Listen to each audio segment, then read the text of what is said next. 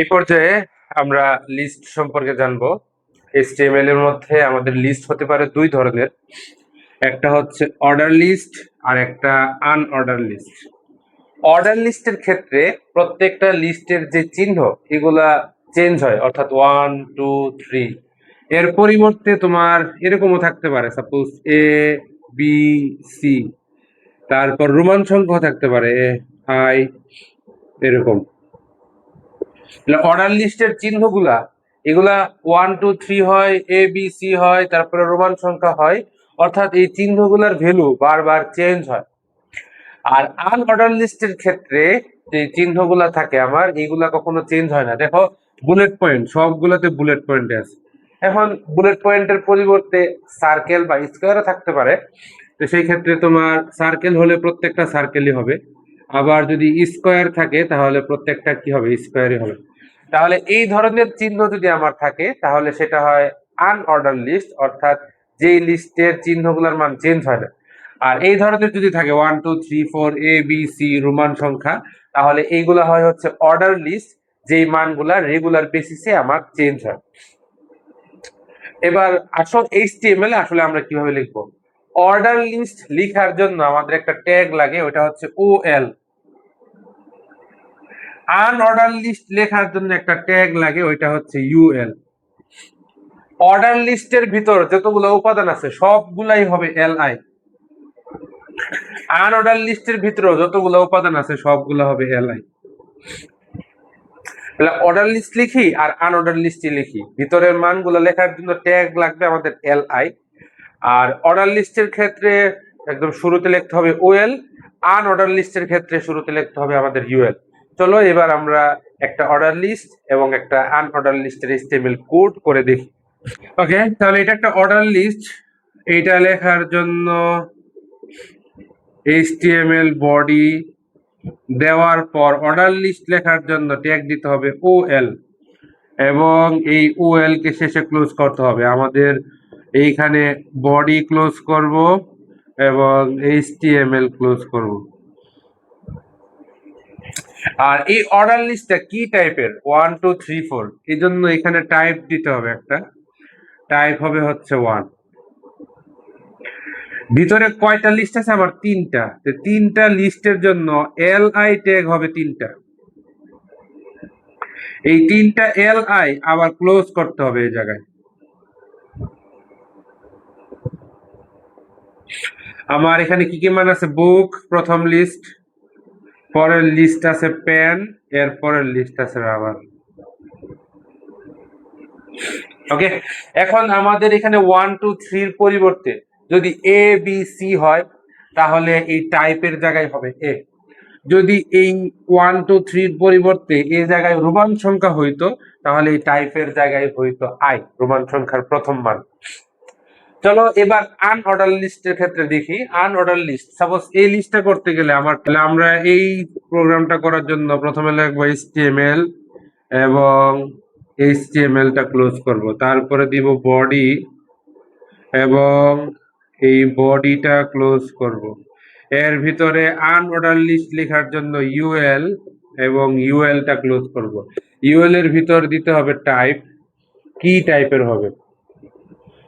এইখানে আমাদের হচ্ছে এই চিহ্নগুলোর নাম আছে, যেমন এইটাকে বলা হয় ডিস্ক, এইটাকে বলা হয় সার্কেল,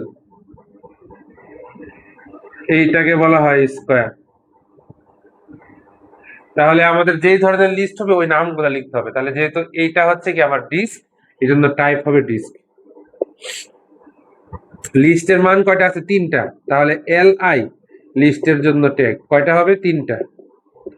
এই তিনটা আবার শেষে ক্লোজ করতে হবে,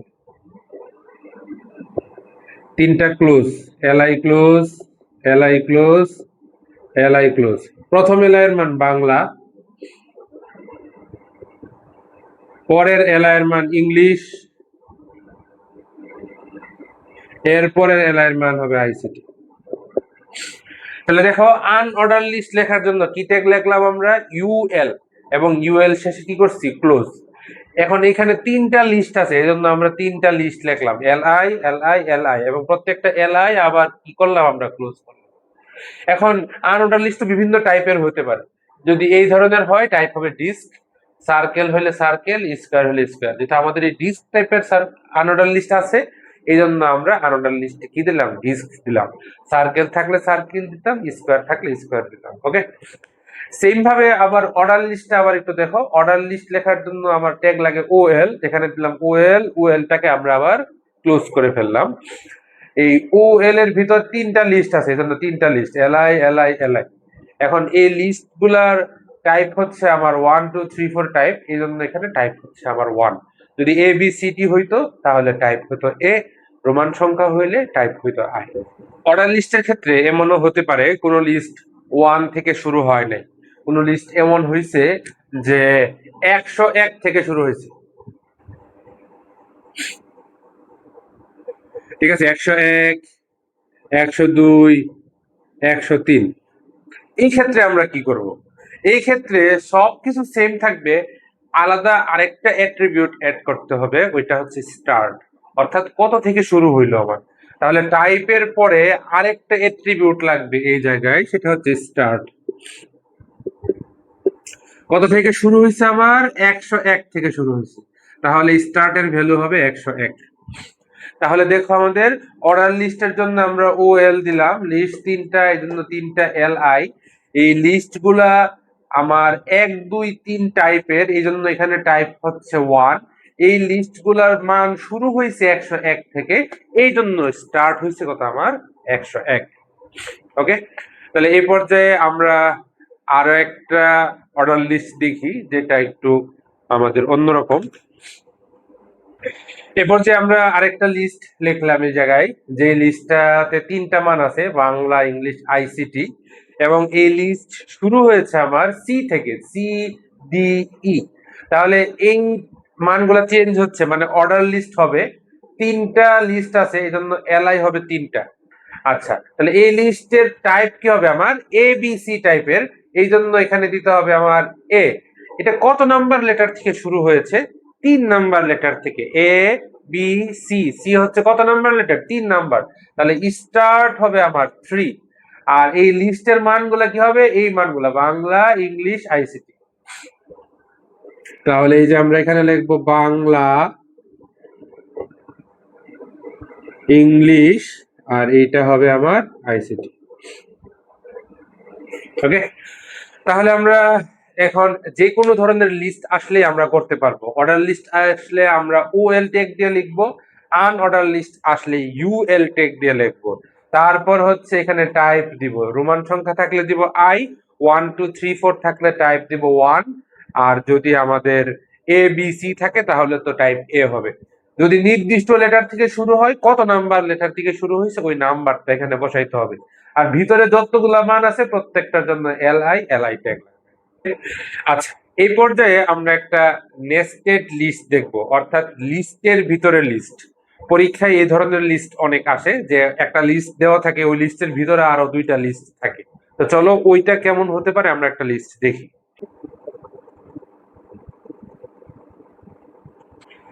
আচ্ছা, এই পর্যায়ে আমরা একটা লিস্ট দেখতেছি, যেটা হচ্ছে নেস্টেড লিস্ট, অর্থাৎ একটা লিস্ট আছে এমন, এই লিস্টের ভিতরে আরো কয়েকটা লিস্ট আছে। ওকে, তাহলে প্রথমত দেখো, এখানে একটা লিস্ট আছে 1 2 3, এইটার মানগুলা কি হচ্ছে, চেঞ্জ হচ্ছে, তার মানে এটা হচ্ছে কি একটা অর্ডার লিস্ট। তাহলে প্রথম যে লিস্টটা আছে আমরা এই লিস্টটা আগে লিখবো, পরেরটা পরে চিন্তা করব।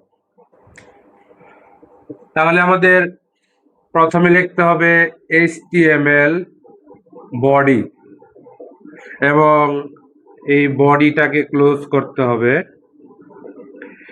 HTML টাকেও ক্লোজ করতে হবে। এইটা প্রথম কাজ আমাদের। তো তারপর হচ্ছে যে লিস্টটা আছে আবার সেটা লিখবো। তাহলে প্রথমত আমার লিস্ট আছে অর্ডার লিস্ট, এইটার টাইপ হবে 1, যেহেতু 1 2 3 আছে। এইটার ভিতরে তিনটা লিস্ট আছে, 1 2 3, তাহলে তিনটা লিস্ট আগে লিখবো, যে এল আই, যেটা হচ্ছে আমাদের আইসিটি, তারপরে আরেকটা এল আই, যেটা হচ্ছে আমাদের বাংলা, তারপরে আছে আরেকটা লিস্ট ইংলিশ।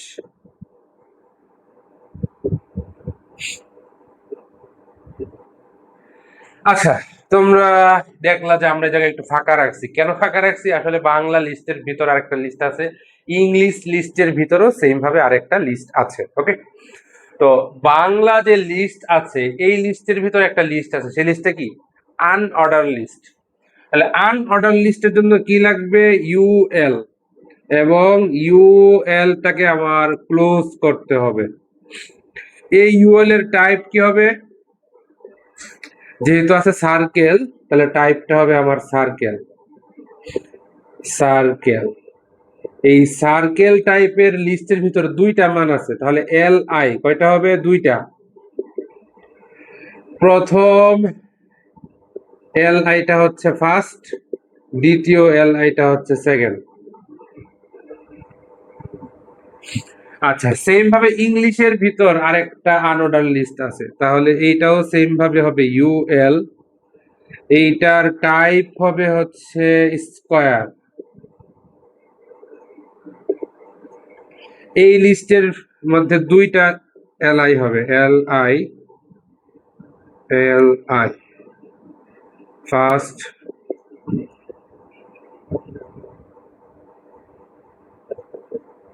আর একটা হচ্ছে আমাদের সেকেন্ড। এই ইউএলটা শুরু করেছিলাম, এই ইউএলটা এখানে শেষ করব।